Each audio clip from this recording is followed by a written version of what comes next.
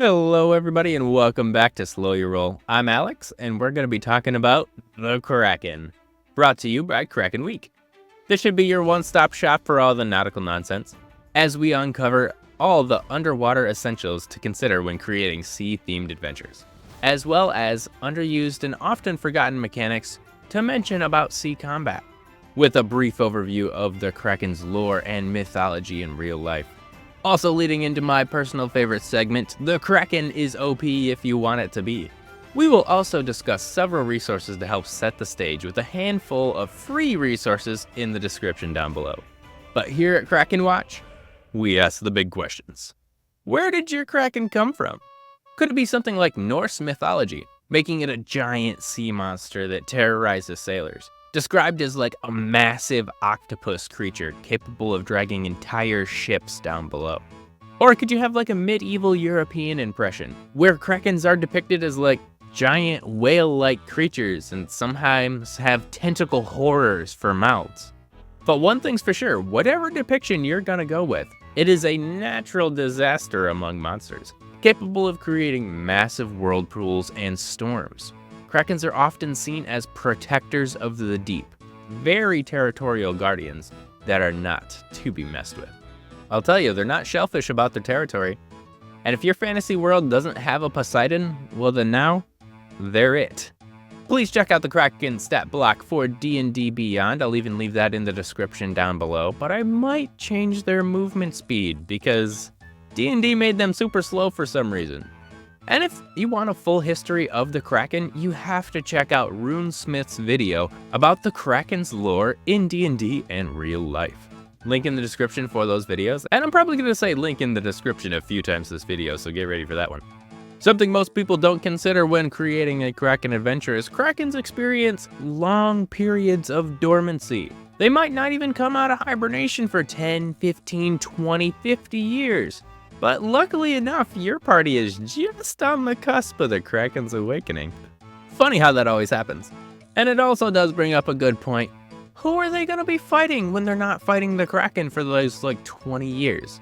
Different sea witches and cultists are all going to be devoted to the Kraken's will, as well as a bunch of different aquatic races that essentially have no choice but to be subservient to the Kraken. Something like merfolks, tritons, and other types of mermaid people. There might even be smaller Krakens journeying around the sea, spreading the Kraken's influence, which in my personal opinion, could serve as a quick taste of what's to come from the full-grown Kraken. We should probably also consider a few things like equipment for your party. They might need to navigate the seas and not be a fish out of water. A sailboat capable of handling the vast ocean is necessary, but your party won't be on the boat forever. Suppose they aren't racially inclined to be able to breathe in water. In that case, you can help them out by introducing a few magic items that increase their swim speed or underwater breathing capabilities. That is, unless you want to make it really, really hard for them. Don't even tell them it's an underwater adventure then. Don't do that. And last of all, for combat everybody, the ocean is a big, big place. It might be kind of hard to make gridded combat work. So maybe zone combat could help to alleviate some of the combat complaints in huge areas. But these here are just a few small things to consider. If you want to deep dive into things under the water with combat, you have to check out this fantastic video by Sean at the YouTube channel Delver. Link in the description. It covers all of the undersea things that you need to worry about, like armor, breath, movement, up, down, and around. But if your party happens to be one of those higher level parties, then you're going to love this next section as much as I do, because Krakens can be OP if you want them to be. This is, in a way, a callback to the video that we did. Dragons are overpowered. And if you think about it, a dragon would just fly away, use its breath weapon, fly away, use its breath weapon, and repeat. And why wouldn't a Kraken do the same thing? They're like 16 times your ship, depending on the interpretation. Covering distances across ocean would be as simple as the flick of a wrist. And I'm sorry, but your rangers still can't keep up. They might be able to track it though. Your party would have to spend countless resources just to keep up with the Kraken. It really would be a battle of attrition if it was real. because it can use the ocean itself to fight against you, creating whirlpools and mimicking storms, using ink clouds and stirring up sand just so you can't see while you're fighting it.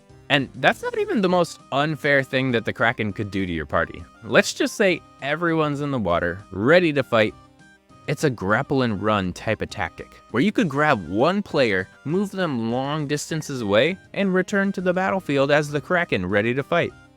But if you want to avoid making the Kraken's movement realistic for its size, the Kraken's fling ability almost does this for you. It's enough to leave you feeling shell-shocked. That's not even talking about the sea's most deadly bioelectric weapon. If your Kraken has an electric shock, then it's over. The ability to stun or paralyze an enemy is deadly out of water, but in water you might as well start singing to Davy Jones. And if I haven't sold you on the availability of a cool Kraken story, then maybe some of these official products from the D&D website will do it for me. The Sword Coast Adventurer's Guide will create an excellent basis for you to build off of. Same goes for Ghosts of Saltmarsh and Waterdeep. All of these have extensive ports you can lead straight into the seas from, and have a good couple of adventures to build off of.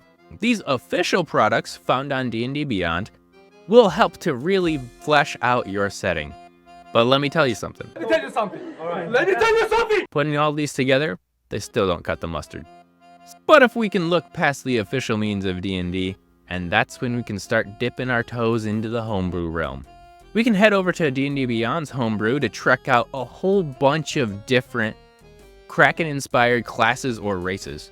You might just want to talk to your DM about the availability of homebrew for this campaign. But if you're the DM and you're trying to make Kraken Week as fun as possible, then we should head over to the DM's Guild, where I've got a couple of things to slide your way. Most of them free, which I'll leave in the description below for any of you guys to go nuts with. But let's talk about adventures. I've got a selection of like 5 different adventures here, so get ready to make a splash with these Kraken tales. All of them are nautical themed and can be played by characters of 1st to 10th level, some a little bit pricier than others, but the one that I'm going to be talking about today is Karygharos the Earthshaker. This free adventure will lead you straight down the path of nautical nonsense.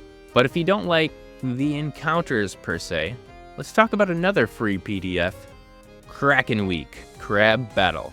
This free PDF on the DM's Guild outlines several different random encounters you can use on the shores, seas, or on your boat. And I heard you say earlier, what if I don't want to buy one of the official products just to have a background for my character? Well, then we also have a PDF of Maritime backgrounds on the DM's Guild, link in the description. And truthfully, what else could sell the Kraken theme better than having a miniature baby Kraken available as a pet? And we've got just the PDF to outline precisely how to do that.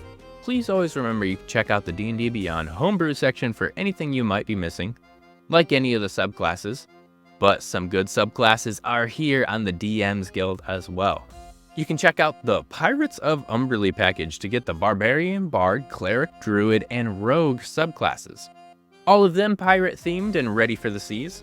Or maybe you want something different like the Oaths of the Deep Paladin, for those of you who are looking for the unholy smite. So I might suggest we check out another great community creator, Colby from D4 Deep Dive, with an amazing Kraken-themed character build with the Warlock. And one of my personal favorite, the Krak-Kin, the Krak-Kin playable race. This PDF will give you a playable race with the theme and abilities of a Kraken. What better way to take down the Kraken with the Kraken's blood coursing through your veins? And if that's not exactly your style, Ginny D recently put out a video about how to play a mermaid in D&D 5e. Check that out, link in the description down below. And some other minor things available on D&D Beyond to help flesh out your setting could be exceptional enhancements for your ship, because you can't kill a Kraken in a rowboat, and then Blessings of the Wave, 30 plus magical armors, weapons, and items for your underwater adventures. With so many resources for encounters, adventures, subclasses, backgrounds, races, and any miscellaneous stuff, DM's Guild has got you covered. But let's do a little show and tell before we go, because if you're not a digital player, then a Kraken miniature is really gonna set the stage for your party. I found 2 amazing examples, one on Etsy, and suppose you'd like the Call of Cthulhu interpretation of a deep sea horror. Or if your Kraken is just a giant squid, the giant squid, then I've got a fantastic Kraken on Amazon that you've got to check out. Now you might be thinking to yourself, if I was going to set this up, I really only need a map. We've still got you covered because of the amazing people at Chapek who have a massive variety of maps. You can click on a map and see so many different varieties of that map along with an animated version. Some free maps are available, but it's simple to sign up for many different maps left at your fingertips. But if you're not really looking to dive headfirst into something and just want to dip your toes in, let's take a look at Seafoot Games. I love the name for this video, and they have several free maps available for underwater shores, boats, and anything else you might be looking for. Links to all of the things that we've been talking about are in the description below, and none of these products or businesses have sponsored me, nor do I have an official collaboration with any of the other YouTubers participating in Kraken Week. I just wanted to help get the word out about all the great resources to take Kraken Week to your table. So don't be Kraken lacking and check them out. I hope everybody has a wonderful Kraken Week. I'll see you all later.